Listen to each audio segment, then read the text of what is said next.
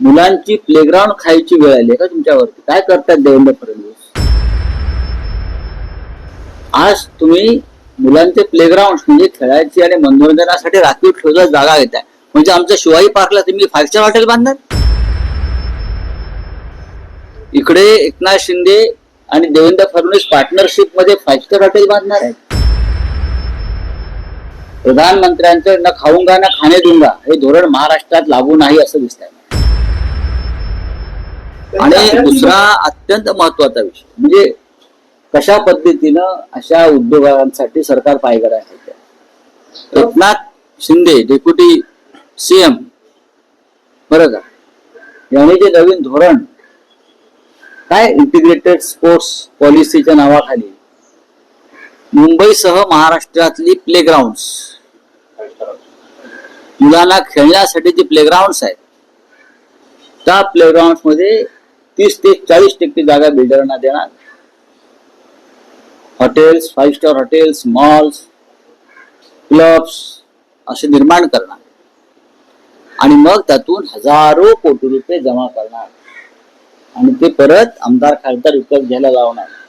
मुलांची प्लेग्राऊंड खायची वेळ आली का तुमच्यावरती? काय करतात देवेंद्र फडणवीस? मुलांच्या मैदानावर तुम्ही आता डोळा ठेवताय. काय चाललंय का या राज्यामध्ये? आज तुम्ही मुलांचे प्लेग्राऊंड म्हणजे खेळायची आणि मनोरंजनासाठी राखीव ठेवलेल्या जागा घेताय. म्हणजे आमच्या शिवाजी पार्कला तुम्ही 5 स्टार हॉटेल बांधणार?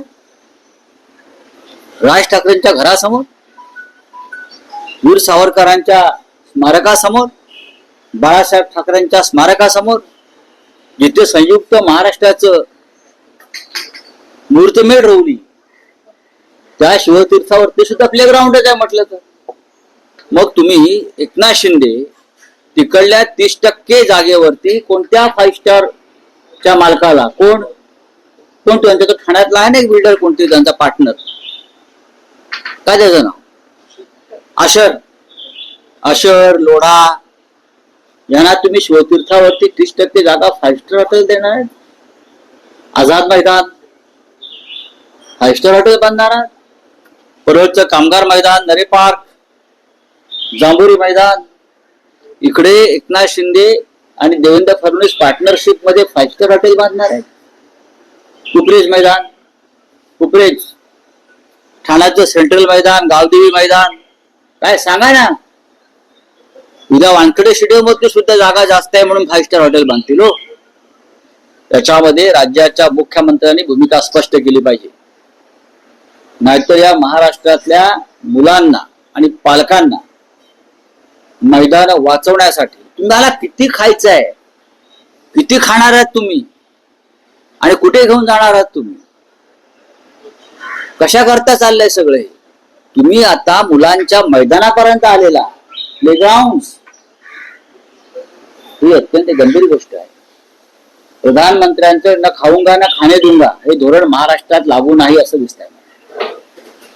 देवेंद्र फडणवीस आणि एकनाथ शिंदे हे मिळून खात आहेत. हे मला दुर्दैवानं सांगावं असं वाटतंय. जे सुरजागडच्या खाणी संदर्भात मी आता बोललो तेच मी इथे बोलतोय. ही कसली पॉलिसी आहे, कसलं धोरण आहे, काय आहे? उद्या माझ्या घरासमोर लहानसं हे आहे जागा आहे, हे घेतील नाही म्हणजे इथे 5 स्टार बांधा. बरोबर नाही.